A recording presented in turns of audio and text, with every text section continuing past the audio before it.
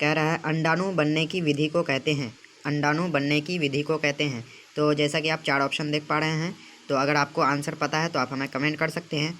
और इसका अगर राइट आंसर की बात करें तो इसका जो राइट आंसर हो जाएगा ऑप्शन नंबर ए, यानी कि अंड जनन बोलते हैं। अंडाणु बनने की विधि को अंड जनन कहा जाता है। ध्यान रखेंगे दोस्तों। चलिए नेक्स्ट क्वेश्चन की ओर बढ़ते हैं। नेक्स्ट क्वेश्चन कर रहा है शुक्राणु बनने की क्रियाविधि को कहते हैं। तो शुक्राणु बनने की क्रियाविधि को क्या कहा जाता है? तो इसका जो राइट आंसर हो जाएगा ऑप्शन नंबर ए, यानी कि शुक्राणु जनन। अंडाणु बनने की विधि को कहते हैं अंड जनन और शुक्राणु बनने की विधि को शुक्राणु जनन। ध्यान रखेंगे दोस्तों, काफ़ी इंपॉर्टेंट क्वेश्चन है। चलिए नेक्स्ट क्वेश्चन की ओर बढ़ते हैं। नेक्स्ट क्वेश्चन कह रहा है अलैंगिक जनन में कितने जीव भाग लेते हैं? अलैंगिक जनन जो होते हैं उसमें कितने जीव भाग लेते हैं? तो जैसा कि 4 ऑप्शन आपके सामने दिया हुआ है, तो राइट आंसर जो हो जाएगा ऑप्शन नंबर ए, यानी कि 1। इसमें अलैंगिक जनन में 1 ही जीव भाग लेते हैं, लैंगिक जनन में 2 जीव भाग लेते हैं।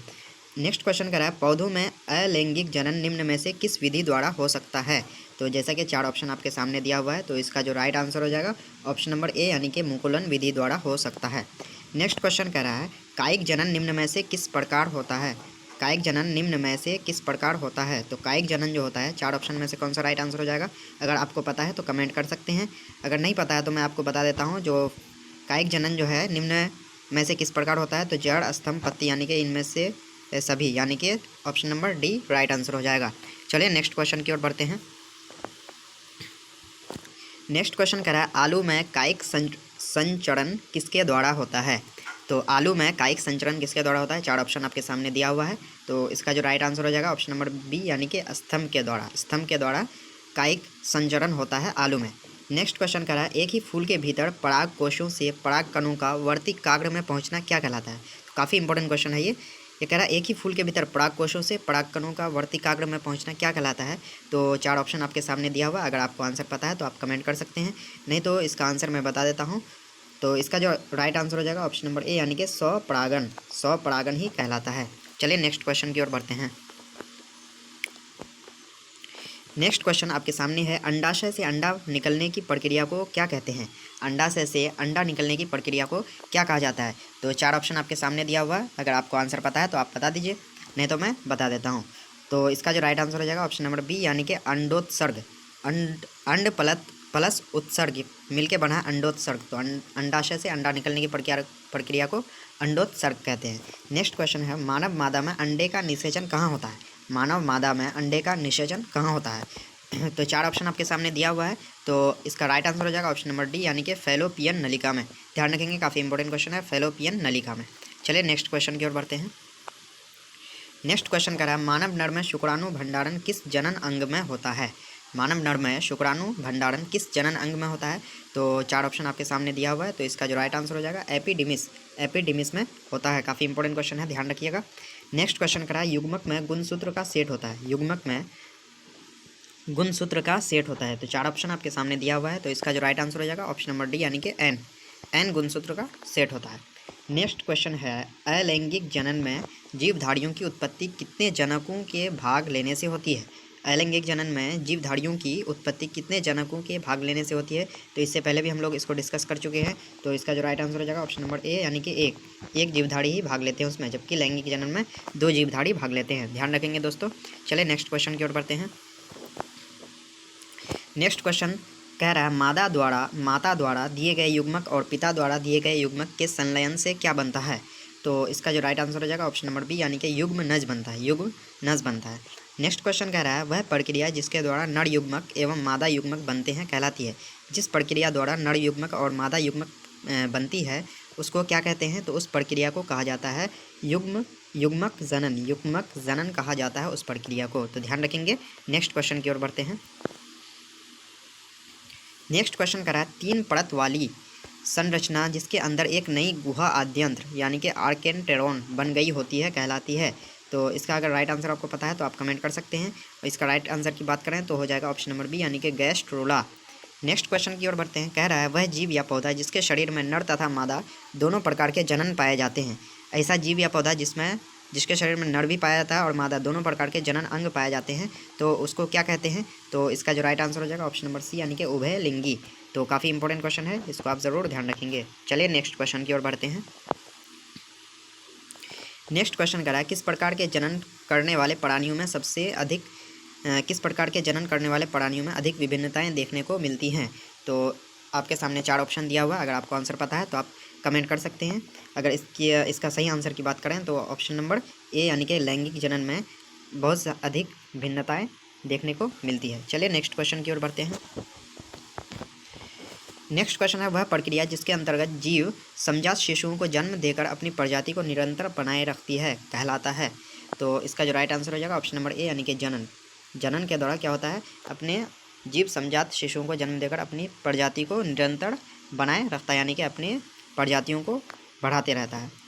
नेक्स्ट क्वेश्चन है जंतु जो शिशुओं को जन्म देते हैं कहलाते हैं। ऐसे जंतु जो बच्चे को जन्म देते हैं वो जंतु क्या कहलाते हैं। तो इसका जो राइट आंसर हो जाएगा ऑप्शन नंबर बी यानी कि जरायुज। काफ़ी इंपॉर्टेंट क्वेश्चन है, ज़रूर ध्यान रखेंगे इसको आप। चलिए नेक्स्ट क्वेश्चन की ओर बढ़ते हैं। नेक्स्ट क्वेश्चन कह रहा है अंडे से लेकर वयस्क तक बनने की संपूर्ण प्रक्रिया को कहते हैं। अंडे से यानी कि जवान तक, वयस्क तक बनने की संपूर्ण प्रक्रिया को क्या कहा जाता है। तो इसका जो राइट आंसर हो जाएगा ऑप्शन नंबर ए यानी कि गर्भाधान। ऑप्शन नंबर ए इसका राइट आंसर हो जाएगा। नेक्स्ट क्वेश्चन है प्लाज्मोटोमी किसमें होता है। तो काफ़ी इंपॉर्टेंट क्वेश्चन है, ये क्वेश्चन आपके बोर्ड में पूछा जा सकता है। तो प्लाज्मोटोमी इनमें से किसमें होता है। तो इसका अगर राइट आंसर की बात करें तो ऑप्शन नंबर सी यानी कि ओपेलिना में प्लाज्मोटोमी पाया जाता है। तो काफ़ी इंपॉर्टेंट क्वेश्चन है, ज़रूर ध्यान रखेंगे। नेक्स्ट क्वेश्चन की ओर बढ़ते हैं। कह रहा है किसी अनिषेचित अंडज के बीज के विकास को कहते हैं। तो जैसे कि 4 ऑप्शन आप देख पा रहे हैं, तो अगर इसका राइट आंसर की बात करें तो option number B right answer हो जाएगा, यानी कि पार्थेनोकोर्पी। किसी अनिषेचित अंडज से बीज के विकास को पार्थेनोकोर्पी कहते हैं। चलिए नेक्स्ट क्वेश्चन की ओर बढ़ते हैं। नेक्स्ट क्वेश्चन कर रहा है एक बीज पत्री में ग्राफ्टिंग विरले ही सफल होता है क्योंकि एक बीज पत्री में ग्राफ्टिंग विरले ही सफल होता है क्यों होता है। तो इसका क्यों विरल ही सफल होता है। तो इसका जो राइट आंसर हो जाएगा ऑप्शन नंबर बी यानी कि एक बीज पत्री कैम्बियम विहीन होते हैं। एक बीज पत्री जो है वो कैम्बियम विहीन होते हैं। नेक्स्ट क्वेश्चन की बात करें तो कह रहा है एफाइरा लार्वा ऑरेलिया में पाया जाता है। एफाइरा लार्वा ऑरेलिया में पाया जाता है। इसका निर्माण किस विधि से होता है। ध्यान रखेंगे, एफाइरा लार्वा जो है वो ऑरेलिया में पाया जाता है। तो इसका निर्माण किस विधि से होता है। तो 4 ऑप्शन आपके सामने दिया हुआ है। तो इसका राइट आंसर की बात करें तो ऑप्शन नंबर डी यानी कि स्ट्रोबाइलेशन विधि द्वारा होता है। नेक्स्ट क्वेश्चन कह रहा है जीरोंटोलॉजी में किसका अध्ययन होता है। जीरोंटोलॉजी में किसका अध्ययन होता है, काफ़ी इंपॉर्टेंट क्वेश्चन है। तो जीरोंटोलॉजी में किसका अध्ययन होता है। तो ऑप्शन नंबर सी यानी कि एजिंग का अध्ययन होता है जीरोंटोलॉजी में। काफ़ी इंपॉर्टेंट क्वेश्चन है। चलिए नेक्स्ट क्वेश्चन की ओर बढ़ते हैं। नेक्स्ट क्वेश्चन कह रहा है निम्नलिखित में से किसमें बिना निषेचन द्वारा प्रजनन की क्षमता होती है। तो इनमें से किसमें बिना निषेचन के द्वारा ही प्रजनन करने की क्षमता होती है। तो 4 ऑप्शन आपके सामने दिया हुआ। अगर राइट आंसर की बात करें तो ऑप्शन नंबर सी यानी कि मधुमक्खी में बिना निषेचन के द्वारा ही प्रजनन करने की क्षमता होती है। ध्यान रखेंगे। नेक्स्ट क्वेश्चन है प्याज के युग्मक में गुणसूत्र की संख्या होती है। काफ़ी इंपॉर्टेंट, वेरी इंपॉर्टेंट क्वेश्चन। प्याज के युग्मक में गुणसूत्र की संख्या होती है। तो इसका जो राइट आंसर हो जाएगा ऑप्शन नंबर बी हो जाएगा, यानी कि 16 गुणसूत्र की संख्या होती है प्याज के युग्मक में। चलिए नेक्स्ट क्वेश्चन की ओर बढ़ते हैं। कह रहा है किसी अनावृत बीजी में एंडोस्पर्म यानी कि भ्रूणपोष है। तो इनमें से कौन है किसी अनावृत बीजी में एंडोस्पर्म यानी कि भ्रूणपोष। तो इसका जो राइट आंसर हो जाएगा ऑप्शन नंबर सी यानी कि त्रिगुणित। तो काफ़ी इंपॉर्टेंट क्वेश्चन है, ये भी आप जरूर ध्यान रखेंगे। नंबर क्वेश्चन है किसी पुष्प के अंडाशय होते हैं। किसी पुष्प के अंडाशय होते हैं। तो ऑप्शन नंबर ए है अगुणित, ऑप्शन नंबर बी है द्विगुणित, ऑप्शन नंबर सी है त्रिगुणित और ऑप्शन नंबर डी है चतुर्गुणित। तो अगर इसका आपको राइट आंसर पता है तो आप कमेंट कर सकते हैं। अगर राइट आंसर की बात करें तो इसका हो जाएगा ऑप्शन नंबर बी यानी कि द्विगुणित। किसी पुष्प के अंडाशय जो होते हैं वो द्विगुणित होते हैं। नेक्स्ट क्वेश्चन है पौधों में अर्धसूत्रीय विभाजन किसमें होता है। पौधों में अर्धसूत्रीय विभाजन किसमें होता है। तो ऑप्शन 4 आपके सामने दिया हुआ है। अगर राइट आंसर की बात करें तो ऑप्शन नंबर डी यानी कि परागकोश इसका राइट आंसर हो जाएगा। नेक्स्ट क्वेश्चन है किसी छोटे भाग या टुकड़े के संपूर्ण शरीर के निर्माण को कहते हैं। किसी छोटे भाग या टुकड़े के संपूर्ण शरीर के निर्माण को कहते हैं। तो अगर इसका राइट आंसर की बात करें तो ऑप्शन नंबर ए यानी कि मॉर्फेलैक्सिस ये इसका राइट आंसर हो जाएगा। तो काफ़ी इंपॉर्टेंट क्वेश्चन हो जाता है ये आपके बोर्ड एग्जाम के लिए। चलिए नेक्स्ट क्वेश्चन की ओर बढ़ते हैं। नेक्स्ट क्वेश्चन करा है द्विनिषेचन किसमें पाया जाता है। द्विनिषेचन यानी कि ड्वेल फर्टिलाइजेशन किसमें पाया जाता है। तो इसका अगर राइट आंसर की बात करें तो ऑप्शन नंबर ए यानी कि आवृत बीजी में पाया जाता है। नेक्स्ट क्वेश्चन कह रहा है निम्नलिखित में से किसका परागण जल द्वारा होता है। तो अगर राइट आंसर की बात करें तो इसका राइट आंसर हो जाएगा ऑप्शन नंबर सी, यानी कि जोस्टेरा। तो काफ़ी इंपॉर्टेंट क्वेश्चन हो जाता है ये। चलिए नेक्स्ट क्वेश्चन की ओर बढ़ते हैं। नेक्स्ट क्वेश्चन कह रहा है पिस्टिया में कायिक प्रवर्धन किसके द्वारा होता है। तो अगर इसका राइट आंसर की बात करें तो ऑप्शन नंबर बी, यानी कि ऑफसेट के द्वारा होता है। Option number B right answer हो जाएगा। चलिए नेक्स्ट क्वेश्चन की ओर बढ़ते हैं। नेक्स्ट क्वेश्चन कह रहा है घरेलू मक्खी के मियोसाइट्स में गुणसूत्र की संख्या होती है। घरेलू मक्खी के मायोसाइट्स में गुणसूत्र की संख्या होती है। तो काफ़ी इंपॉर्टेंट क्वेश्चन है। तो इसका अगर राइट आंसर की बात करें तो ऑप्शन नंबर बी, यानी कि 12 गुणसूत्र की संख्या इसमें 12 होती है। तो ध्यान रखेंगे, काफ़ी इंपॉर्टेंट क्वेश्चन है। नेक्स्ट क्वेश्चन है निम्नलिखित में किस प्राणी में ओवोविविपेरिटी होता है। किस प्राणी में ओवोविविपेरिटी होता है। तो 4 ऑप्शन आपके सामने दिया हुआ है। अगर राइट आंसर की बात करें तो ऑप्शन नंबर सी, यानी कि रेटल सर्प में ओवोविविपेरिटी होता है। तो काफ़ी इंपॉर्टेंट क्वेश्चन है, ज़रूर ध्यान रखिएगा। चलिए नेक्स्ट क्वेश्चन की ओर बढ़ते हैं। नेक्स्ट क्वेश्चन है पार्थेनोजेनेसिस पाया जाता है। पार्थेनोजेनेसिस पाया जाता है। तो 4 ऑप्शन आपके सामने दिया हुआ है। अगर राइट आंसर की बात करें तो इसका राइट आंसर हो जाएगा ऑप्शन नंबर डी, यानी कि स्पोरोसिस्ट एवं रेडिया लार्वा में पार्थेनोजेनेसिस पाया जाता है। तो ध्यान रखेंगे। नेक्स्ट क्वेश्चन की ओर बढ़ते हैं।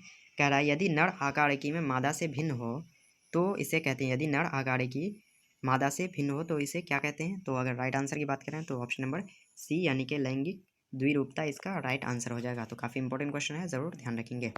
नेक्स्ट क्वेश्चन की ओर बढ़ते हैं। नेक्स्ट क्वेश्चन कर रहा है पीडोजेनेसिस किस लार्वा में पाया जाता है। काफ़ी इंपॉर्टेंट क्वेश्चन है। पीडोजेनेसिस किस लार्वा में पाया जाता है। तो अगर इसका राइट आंसर की बात करें तो ऑप्शन नंबर बी, यानी कि फेसियोला इसका राइट आंसर हो जाएगा। चलिए नेक्स्ट क्वेश्चन की ओर बढ़ते हैं।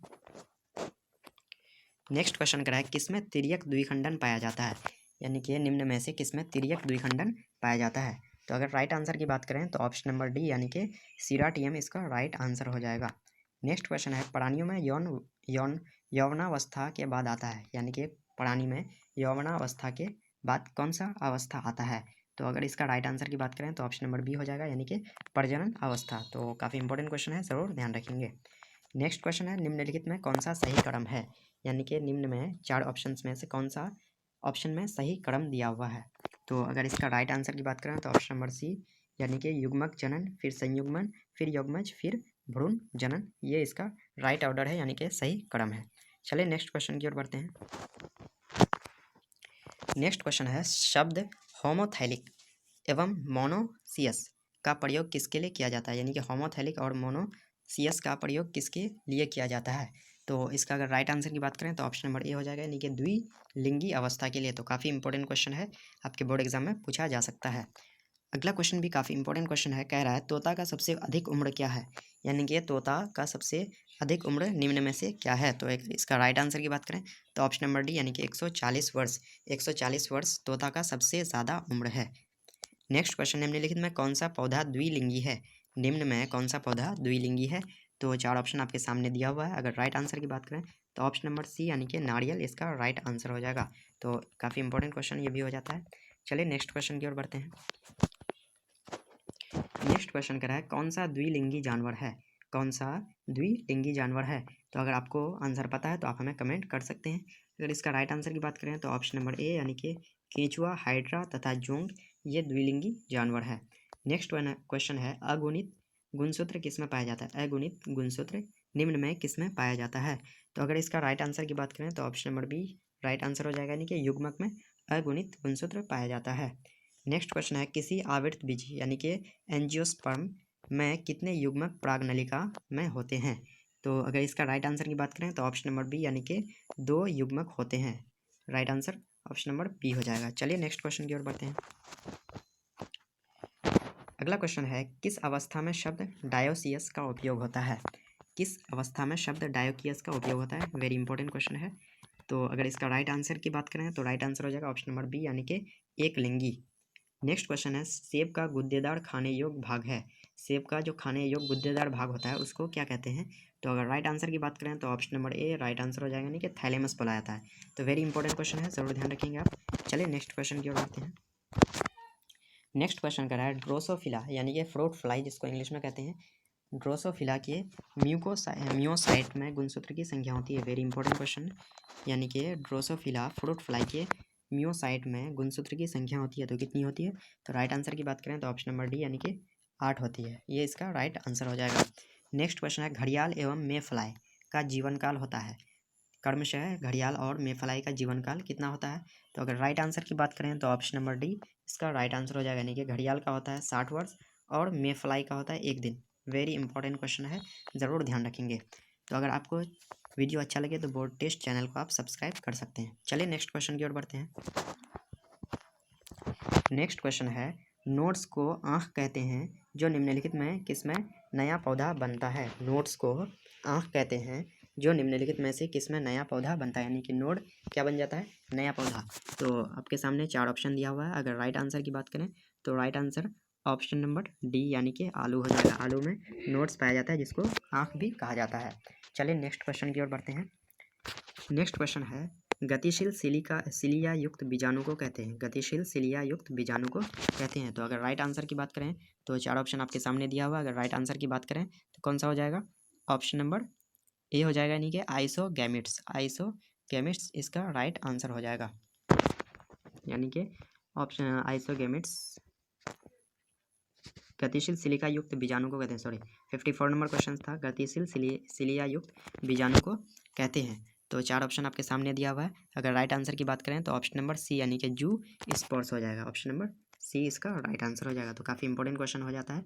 नेक्स्ट क्वेश्चन है यदि 2 युग्मक देखने में समान लगे तो कहते हैं। अगर 2 युग्मक है वो देखने में समान है तो उसको क्या कहते हैं? तो इसका राइट आंसर हो जाएगा ऑप्शन नंबर ए यानी कि आइसोगैमेट्स। आइसोगैमेट्स उसको कहा जाता है। चलिए नेक्स्ट क्वेश्चन की ओर बढ़ते हैं। नेक्स्ट क्वेश्चन कर रहा है मानव के अर्धसूत्री भाजन कोशिका यानी कि मिसाइट में गुणसूत्र की संख्या होती है। मानव के अर्धसूत्री भाजन कोशिका में गुणसूत्र की संख्या होती है। तो इसका अगर राइट आंसर की बात करें तो ऑप्शन नंबर डी यानी कि 46 इसका राइट आंसर हो जाएगा। वेरी इंपॉर्टेंट क्वेश्चन है, ज़रूर ध्यान रखेंगे।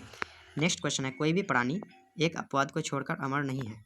कोई भी प्राणी एक अपवाद को छोड़कर अमर नहीं है। तो अगर इसका राइट आंसर की बात करें तो ऑप्शन नंबर ए इसका राइट आंसर हो जाएगा। यानी कि एक कोशीय जीव।